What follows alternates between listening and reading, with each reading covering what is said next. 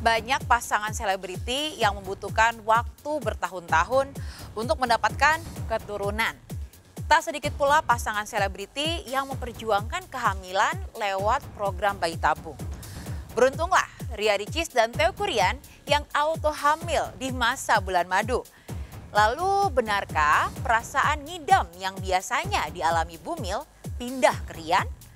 Melihat janin mereka aktif bergerak di dalam rahim, benarkah Ricis dan Rian menginginkan anak mereka kelak menjadi TikToker andal? Dan benarkah sejak hamil muda, Ricis menjadi lebih posesif kepada Rian? Sebelum menyaksikan jawabannya, izinkan saya Maria Andromeda pamit undur diri dari hadapan Anda. Saksikan terus Barista, berita artis ternama setiap Sabtu dan Minggu hanya di RCTI.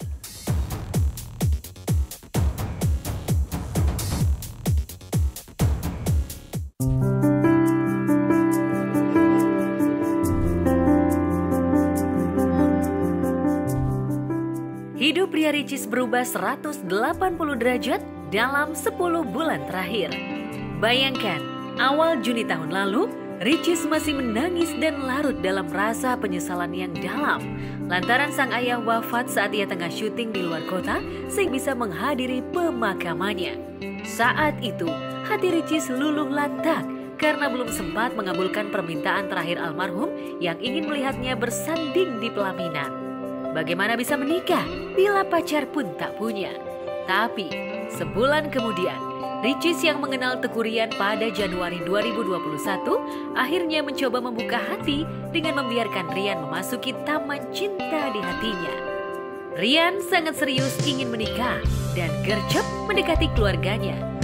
Bukan sulap dan tak perlu abrakadabra, toh perjalanan cinta Ricis dan Rian semulus jalan tol. Bahkan 2 minggu setelah menikah pada 12 November 2021, benih cinta Ricis dan Rian sudah tersemai di dalam rahim. Maka dengan segenap rasa haru dan bangga, Ricis bersimpuh kembali di pusara ayahnya. Jika masih hidup, Sulianto ayah Ricis yang menurunkan watak humoris kepada bungsunya itu pasti akan menggoda sang calon cucu. Assalamualaikum teman-teman, hari ini kita lagi di tempatnya Papa dan kita mau ziarah ke makamnya Papa, mau ketemu ya. Ini merupakan pertama kali ya sayang ya, lagi ngandung. Ayo Papa belum lihat anak aku. Ayo. Assalamualaikum. Salam ya. Ayo Mama kita kasih bunga. Kangen banget sih.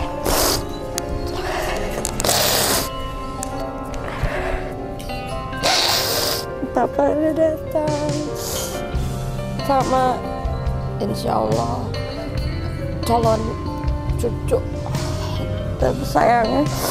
Papa nggak bisa lihat, terus nggak saya pegang perut, terus tapi udah diwakilin sama ibu, salam wakil sama Mbak Cindy, namanya ini sama saya sama Pupu tuh diwakilin. Terus waktu tahu hamil juga aku happy banget.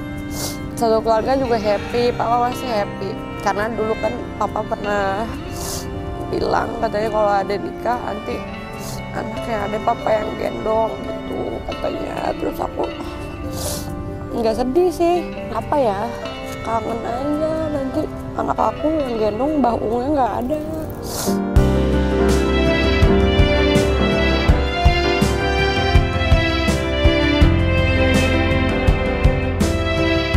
Jika kehamilan berjalan lancar, Ricis dan Rian akan menimang buah hati mereka pada akhir Juli sampai awal Agustus mendatang.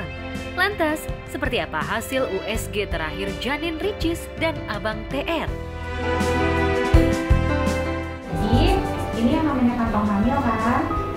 Kantong hamil, ada bayi yang ini kan? Kamu bisa lihat ada bayinya, terus lihat ada yang kedip-kedip. Denyut jantung ada bayinya. Nangisnya kan bahagia ya. Nih yang ini nih, yang kedip-kedip nih, jantung. Ini bunyinya.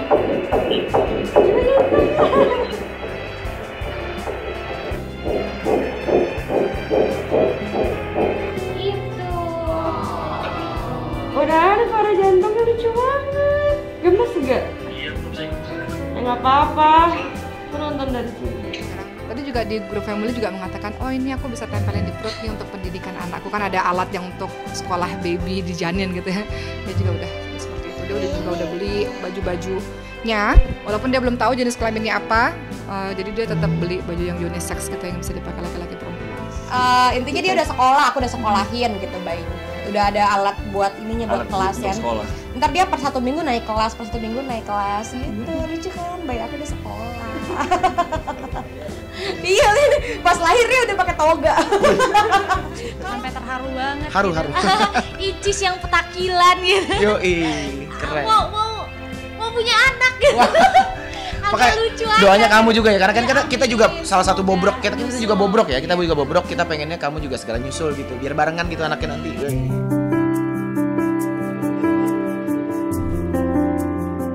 Tanggal 30 Maret mendatang, Ricis dan Rian berencana akan menggelar syukuran 4 bulanan dengan mengundang sejumlah anak yatim. Sayangnya hingga saat ini, Rian belum bisa memastikan kehadiran kedua orang tuanya.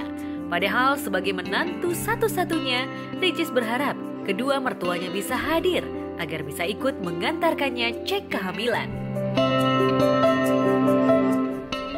Insya Allah dalam waktu dekat lah ya.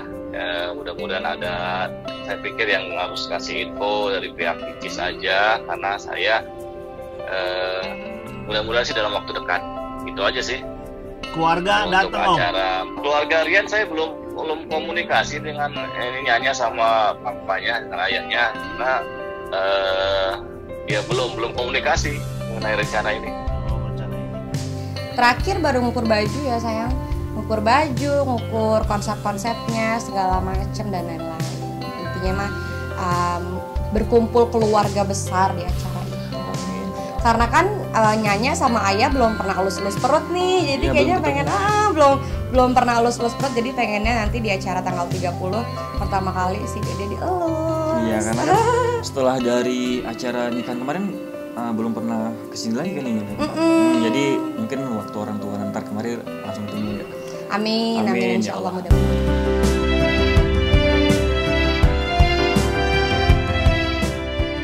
Selain kehamilan, Ricis dan Rian mendapatkan berkah lain yang tak disangka-sangka. Setelah bertahun-tahun selalu berada di bawah bayang-bayang Atta sebagai YouTuber nomor 1 di Indonesia, akhirnya Ricis berhasil menggeser Atta dari singgasananya. Konten Ricis tentang riak-riak pernikahannya dengan Rian plus kabar kehamilan yang sempat viral rupanya berhasil mendongkrak jumlah subscriber Ricis. Ia berhasil mengumpulkan 29,6 juta subscriber. Sementara Atta, meski jor-joran merilis konten terbaru, cuma mentok di angka 29,5 juta subscriber. Menurut saya lebih menarik reality akhir-akhir ini karena faktor orang baru sih yang masuk dalam kehidupan reality. Kalau terakhir data yang saya lihat, selisih antara Atta dan reality sebenarnya kan gak jauh beda juga ya, masih di kisaran 29 juta juga. Tapi yang membedakan mereka lagi itu adalah bisa jadi posisi mereka itu bertahan gitu ya, di posisi 1 dan 2. Tapi ada kemungkinan juga disalip sama konten-konten kreator lainnya. Lalu benarkah penghasilan Ricis dari monetize YouTube juga telah menyalip penghasilan Atta? Oke, sebenarnya gini Mas, kalau kita lihat dari sisi menarik apa enggaknya kan mungkin bisa kelihatan jelasnya dari sisi ini ya, subscribernya ya, lebih banyak Ria Ricis dibandingkan Atta saat ini. Tetapi kalau kita lihat sama-sama gitu ya, dari sisi pendapatan sebenarnya Atta tetap lebih tinggi di pendapatannya. Kalau lihat data di Social Blade sebenarnya pendapatan dari kedua YouTuber ini kan agak berbeda ya, meskipun secara urutan Ria Ricis lebih tinggi nomor 1 dibandingkan Atta Halilintar. Tapi kalau kita lihat Social Blade, Ria Ricis sendiri itu per bulan sebagaimana data yang saya peroleh itu di kisaran 228 sampai 3M per bulannya gitu ya. Tetapi kalau Atta Halilintar kita lihat per bulannya bisa sampai 325 sampai 5M.